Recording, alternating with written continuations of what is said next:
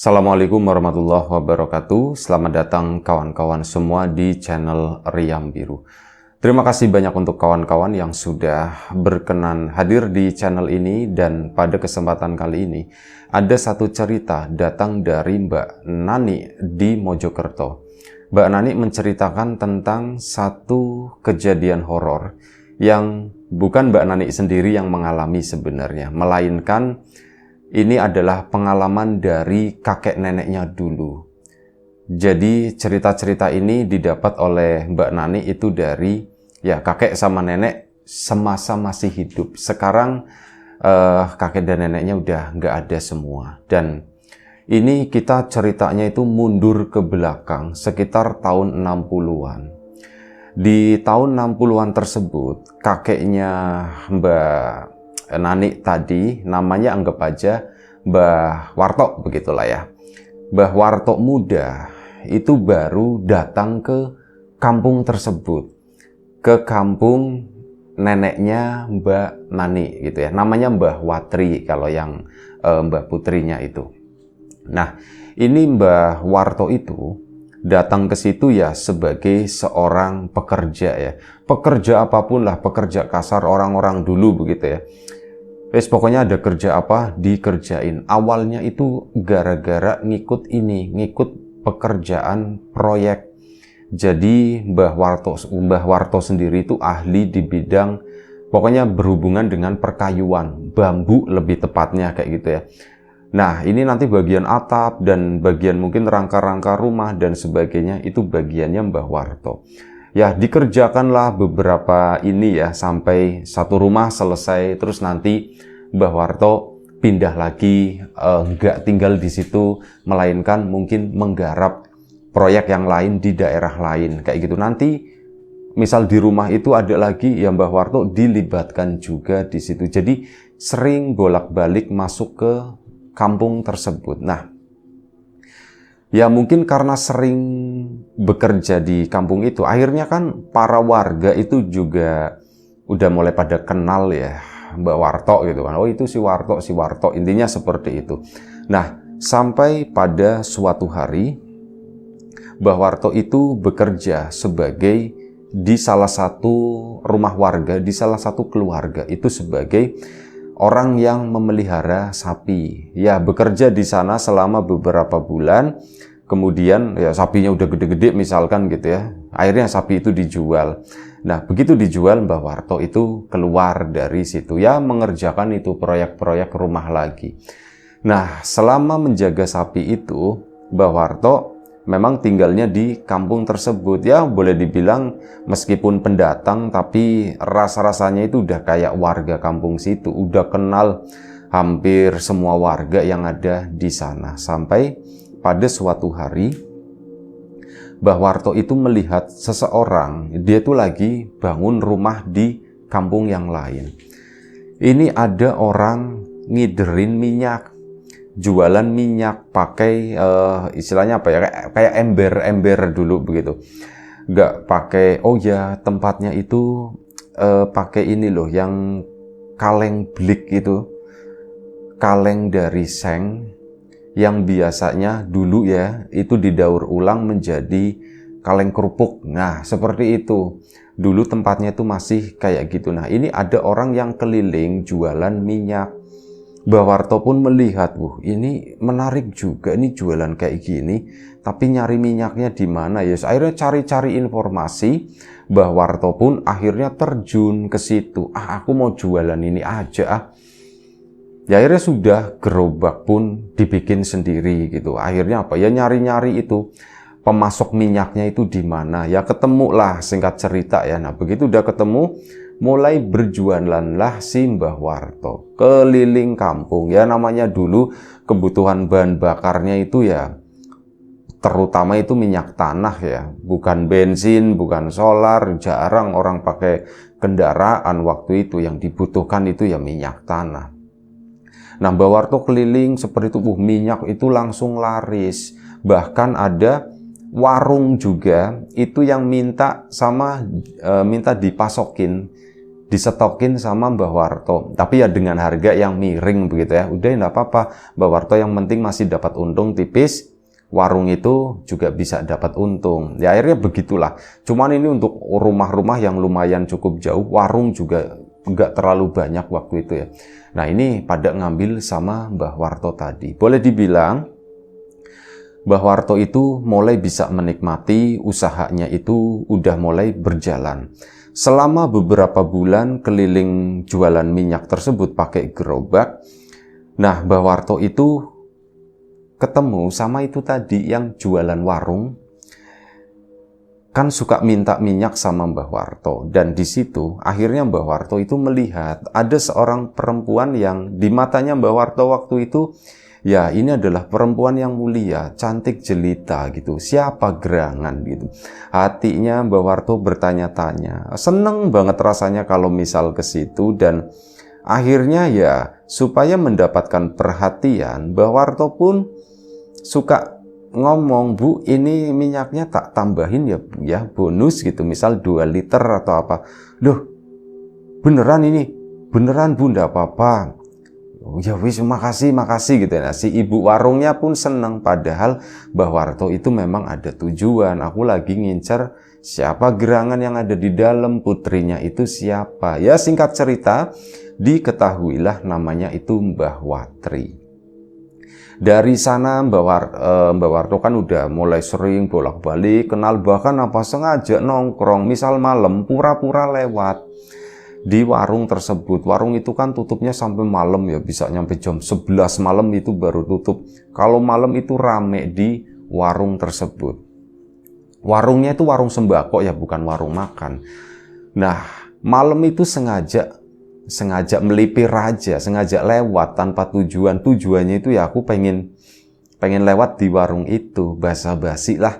Nah, pas lagi lewat, kebetulan yang punya warung, suami istri itu lagi pada duduk di sana, di depan warungnya. Jadi ini rumah, sampingnya itu ada warung kecil. Warungnya itu nempel sama rumah tersebut ya. Dan itu suami istri itu, yang ya udah lumayan cukup tua juga, itu lagi duduk di situ. Ya Mbah Warto nyapa, "Pak, Bu, lagi ngapain?" gitu kan.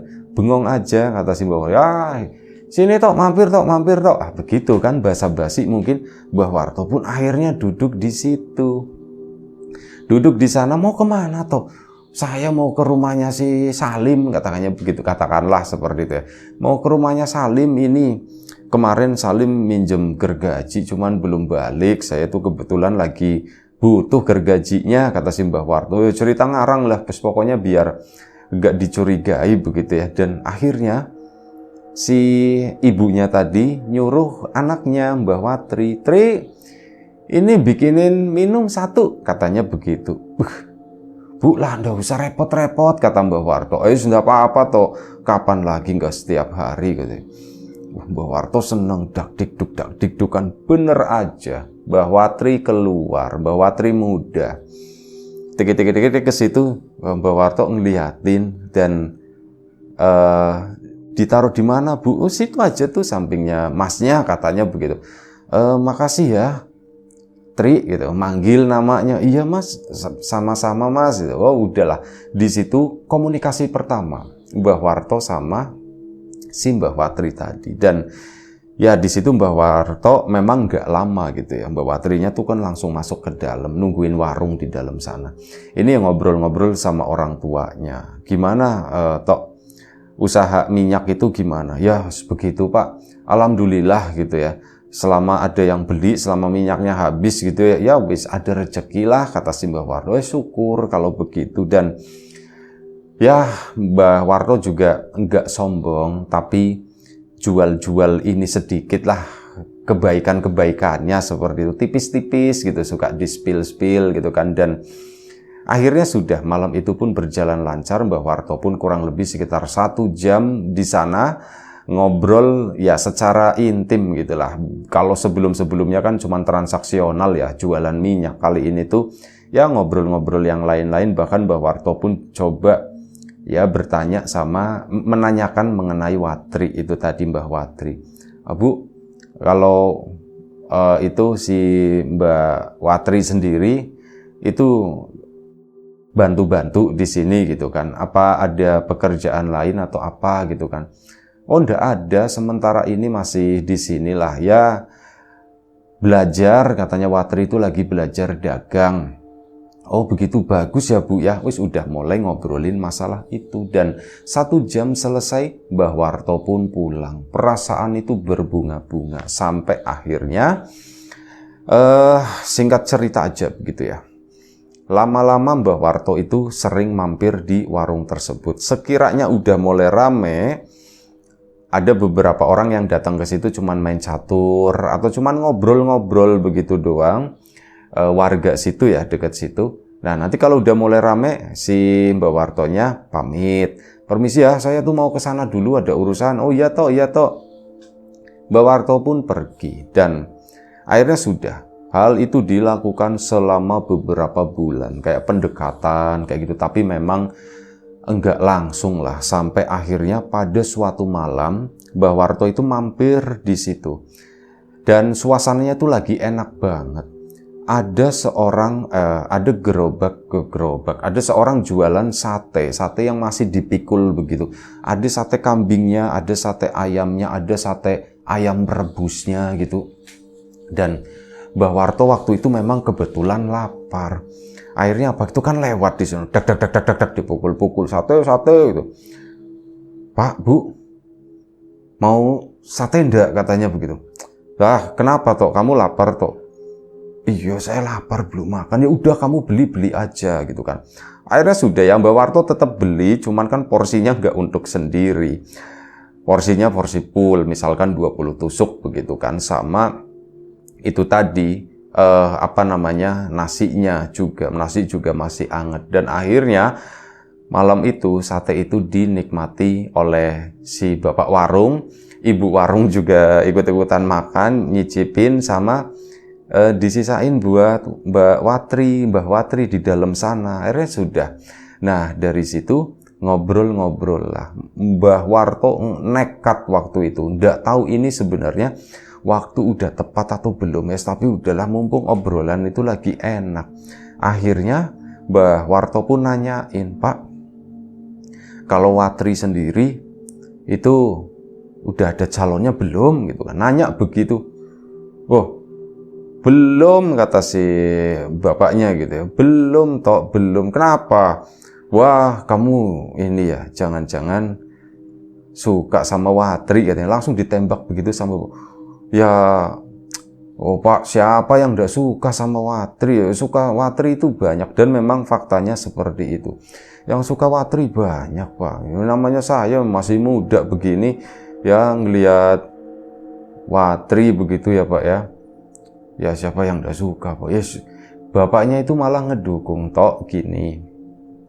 Kalau kamu emang suka, ya sudah, kamu usahakan, kata si bapak begitu.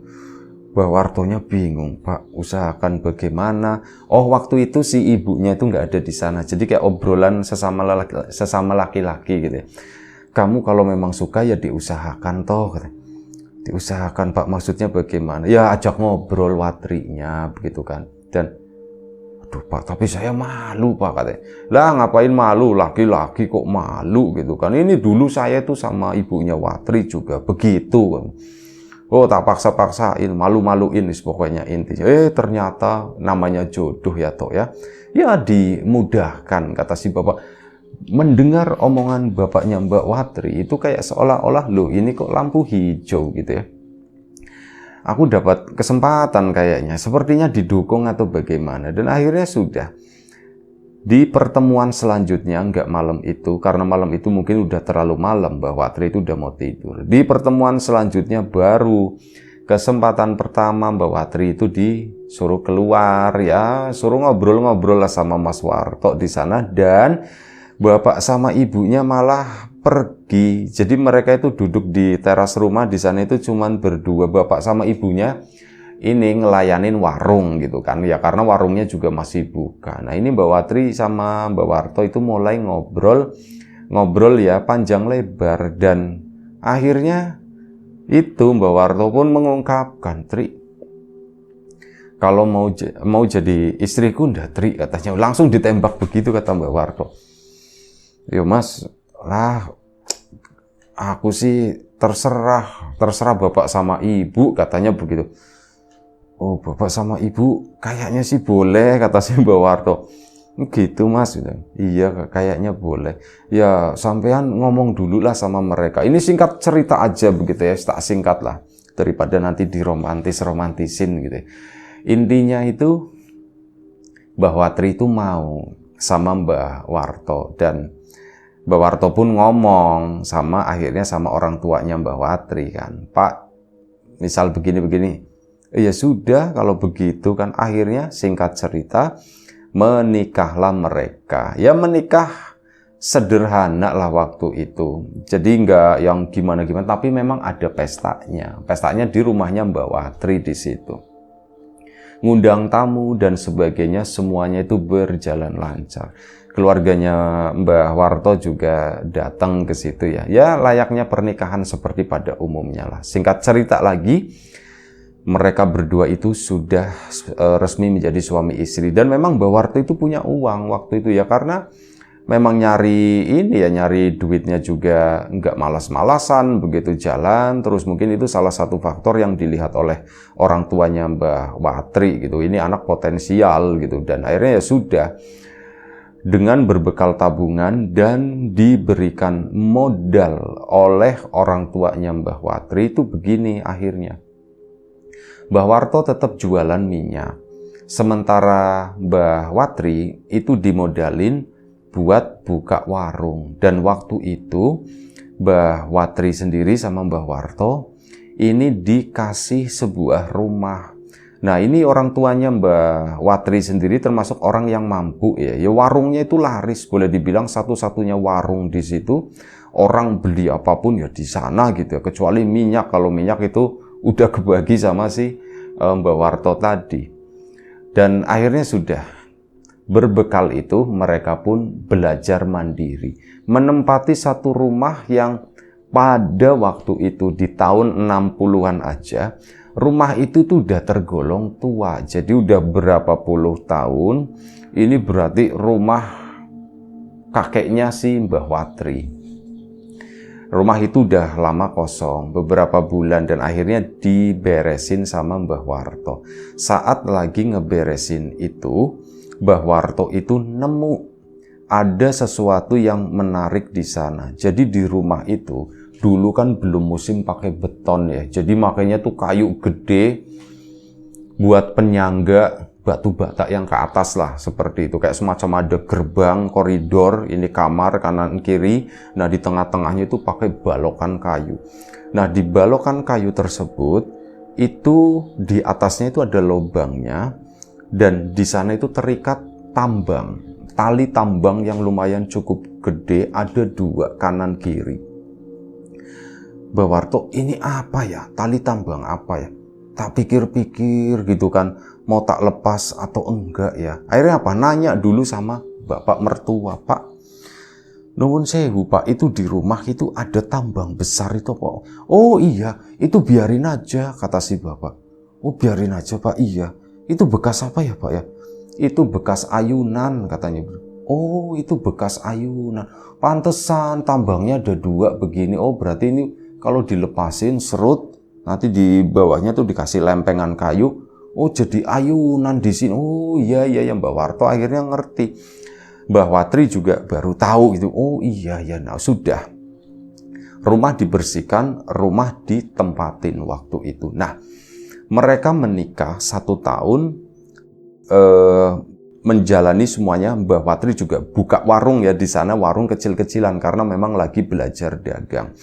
Sekitar 1,5 tahun mereka menikah, belum dikaruniai anak. Ya, hal itu sempat diobrolin juga sama Mbah Warto dan Mbah Watri, ngomongin masalah itu, dan ya tidak masalah gitu ya. Emang kenapa gitu kan? Tapi ada kekhawatiran juga. Nah, seiring dengan berjalannya waktu, di situ mulai ada gelagat yang sedikit aneh dari Mbak Watri. Mbak Watri kalau misal malam itu suka ngelihatin ke arah tambang tersebut. Dilihatin terus. Nyampe Mbak Warto itu nanya, "Tri, kamu ngeliatin apa?" "Itu mas, aku ngeliatin tambang itu mas." "Wis tambang, mau diapain?" kata si itu kan. "Enggak, ini misal tak lepas, tak bikin ayunan gimana ya mas?" "Lu ayunan siapa yang mau mainin? Masa kamu udah gede main ayunan di situ? Atau masa saya yang main di sana?" "Ya enggak sih mas, aku cuman penasaran aja," kata si Mbah Watri. Akhirnya apa? Bener, pada suatu hari Mbah Warto kan dagang keliling sana ya, keliling minyak. Dalam sehari itu berapa kali pulang biasanya. Nah, maksudnya siang harinya itu misal, tengah hari pulang dulu istirahat. Dan waktu itu siang itu pulang. Nah, agak lewat sekitar jam 1 mulai jalan keliling lagi. Nah, saat keliling itu pulang kan sore. Begitu pulang sore mendapati warungnya Mbah Watri itu tutup. Loh, kok jam segini udah tutup? Biasanya kan tutup malam sekitar jam 9. Ini kok udah tutup ya jam segini? Mbah Warto pun masuk ke dalam rumah. Begitu masuk ke dalam rumah, jeng-jeng, ada sesuatu yang berbeda. Mbah Watri itu lagi ayunan, lagi main ayunan di ruang tengah tersebut. "Tri, kamu lagi ngapain?" kata Mbah Warto. "Ini mas, aku lagi main ayunan," kata Mbah Watri. Nah, kesan yang ditangkap oleh Mbah Warto itu bukannya yang gimana-gimana, tapi Mbah Watri sendiri kesannya itu serem. Soalnya apa? Mbah Warto itu masuk dari depan. Mbah Watri itu, gampangan gambaran rumahnya ya. Ini masuk, itu pintu kupu tarung gitu ya. Pintu 2 daun pintu itu. Masuk ruang tamu kanan kiri. Lebar, nggak ada sekat. Nah, setelah itu sekat, ruang tengah. Nah, ruang tengah habis itu kamar 1, kamar 2 kanan kiri. Nah, antara 2 kamar tersebut, ini lorong menuju pintu lagi ke sana tuh ke area belakang. Nah, itu di lorong tersebut itu kan ada balokan kayu. Mainnya tuh di sana, main ayunannya. Mbah Warto ngeliatin, posisinya Mbah Watri itu ngadepnya tuh ke belakang. Dan waktu itu udah sore, udah sekitar jam 5. Kan udah gelap juga. Listrik belum masuk ke kampung tersebut. Nah, si Mbah Watri itu ngadepnya tuh ke arah belakang situ. Ngebelakangin, rambutnya orang dulu kan panjang-panjang ya. Mbah Watri sendiri sambil main ayunan begitu, rambutnya itu digerai. Dan ya, kesan yang ditangkap oleh Mbah Warto, kok serem ya. Akhirnya ngomong, "Tri, udah Tri, jangan main ayunan lagi Tri. Udah sore," kata si Mbah Wartonya. Dan Mbah Watri itu nggak mau berhenti, terus jalan aja. Kan tadi ngomong, "Kamu lagi ngapain?" "Lagi main ayunan." Habis itu tuh jalan begitu, bas jalannya pun pelan. "Tri, udah napa sih Tri, udah menjelang maghrib begini, jangan main ayunan seperti itu." Itu Mbah Watri nggak menjawab apapun. Sampai akhirnya Mbah Warto kan berdiri di belakang dan memang udah muncul yang namanya rasa takut waktu itu. Dia pun coba melipir, minggir. "Tri, udah Tri," katanya, kata si Mbah Warto. "Iya mas, sebentar lagi," kali itu tuh menjawab. Dan Mbah Warto pun akhirnya ke depan lagi buat entah ngerapiin apa, pokoknya berhubungan sama minyak atau ada yang ketinggalan gitu. Mbah Warto keluar ke depan sana. Begitu masuk ke dalam, papasan sama Mbah Watri. Posisinya itu habis mandi, habis keramas, lagi nguel-nguel rambutnya pakai handuk. "Tri, kamu habis mandi?" "Iya mas, aku habis mandi mas." "Hah? Bukannya kamu tadi main ayunan?" Dilongok ke situ, ayunannya ndak ada. Ayunannya itu masih tambang mengikat begitu, nggak ada papan, tempat duduknya juga ndak ada. Mbah Warto, Tri, kamu beneran habis mandi?" "Iya mas, aku habis mandi mas." "Emang kenapa?" kata Mbah Watri. "Kenapa sampean?" Enggak apa-apa," kata si Mbah Wartonya ya. "Oh iya, sudah, nggak usah dibahas katanya. Kenapa emang Mas gitu kan? Aku mau buka warung lagi katanya begitu. Akhirnya udah dibuka lagi lah sore. Ya memang sore itu biasanya dibuka. Ini ditutup karena Mbah Watri itu mandi. Biasanya Mbah Warto pulangnya juga ndak sore-sore banget. Cuman karena itu memang udah sore, ya karena nggak ada yang jagain warungnya, daripada nanti ada yang ngambil, ada yang hilang segala macam. Akhirnya udahlah ditutup aja biar aku mandi. Nah, Mbah Warto pun ya semenjak saat itu mikirin, aku itu salah lihat atau bagaimana ya. Akhirnya sore-sore itu maghrib itu ya mereka duduk di sana di warung tersebut. Mbah Warto diem aja begitu. Mas, kamu kenapa? Ditanya sama Mbak Watri. Enggak apa-apa, kata si Mbah Wartonya. Kamu kok kayak lagi mikirin sesuatu sih Mas, gitu kan. Enggak apa-apa beneran. Cuman itu, Mas, kamu itu tadi kok kayak orang bingung sih, ditanya sama Mbah Watri ya. Kamu tadi kayak orang bingung lihat aku habis mandi. Kenapa emangnya? Enggak apa-apa, kata itu ya. Udah enggak apa-apa. Dan udah maghrib pun selesai, mereka pun akhirnya kedatangan pelanggan malamnya gitu. Selepas maghrib, entah beli obat nyamuk, entah beli pisang raja buat pakan burung, dan macam-macam begitu ya. Itu udah mulai rame lagi di sana. Jam 9 udah mulai agak sepi. Akhirnya warung pun ditutup. Begitu ditutup di sana, ya Mbah Warto itu ngeliatin ke atas. Mas, kamu kenapa Mas ngeliatin itu Mas? Enggak apa-apa, udah yuk istirahat yuk, tidur yuk. Akhirnya malam itu mereka pun istirahat. Mbah Warto itu bingung, apa sih sebenarnya? Dia tuh nggak bisa tidur awalnya gitu ya. Cuman karena udah capek banget, akhirnya ya udah Mbah Warto pun tertidur. Nah, di tengah tidurnya Mbah Warto itu kebangun. Entah jam berapa, dibilangnya sih udah tengah malam lewat lah. Mbah Warto itu ke belakang, mau pipis. Ke belakang ke sana, begitu balik ke sini, itu ngelihat Mbah Watri lagi naik ayunan. Cuman posisinya tuh begini. Melihat tadi denah rumah ya, lampu minyak yang ada tutup topinya begitu, ditaruh di tengah di sana. Ya saya samar-samar. Nah, kalau dari posisi belakang, misal Mbah Watri main ayunan itu, jatuhnya itu backlight. Ini lampu di belakang sana meskipun samar-samar, cuman di area lorong itu kan gak ada lampu. Nah, melihat itu kayak ngelihat siluet begitu doang. Hah, Watri main ayunan lagi. Ini Watri atau bukan ya gitu. Tri dipanggil. Itu diem aja. Kali ini ayunannya itu gak digoyang-goyang. Jadi sosok yang berada di ayunan itu cuma duduk begitu aja, diem. Mbah Warto pun akhirnya mendekat ke sana kan, makin deket ke situ. Jalan pun sambil miring-miring begini ya, Tri dipanggil-panggil seperti itu, tapi nggak ada jawaban sama sekali. Dan akhirnya Mbah Warto pun melewati, ya melihat punggungnya seperti itu, rambutnya panjang. Itu memang mirip kayak Mbah Watri. Dan akhirnya masuk ke kamar kan, mastiin Mbah Watri ada ndak di situ.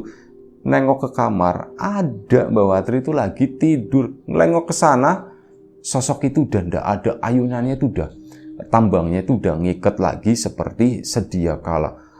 Mbah Warto pun mulai asem.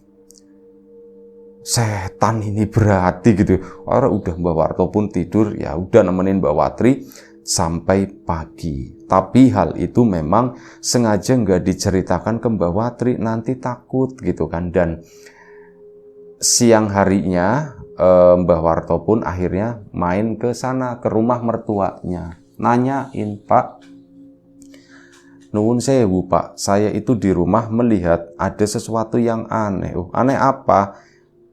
Itu Pak, tambang di tengah Pak. Itu ada setannya atau gimana sih Pak? Si bapak mertuanya itu diem aja begitulah. Dan kita lanjut lagi ceritanya nanti ya di episode selanjutnya. Terima kasih kawan-kawan semuanya sudah mantengin sampai menit detik ini. Sampai jumpa lagi episode selanjutnya di Riam Biru. Jaga kesehatan kawan-kawan tentunya. Assalamualaikum warahmatullahi wabarakatuh.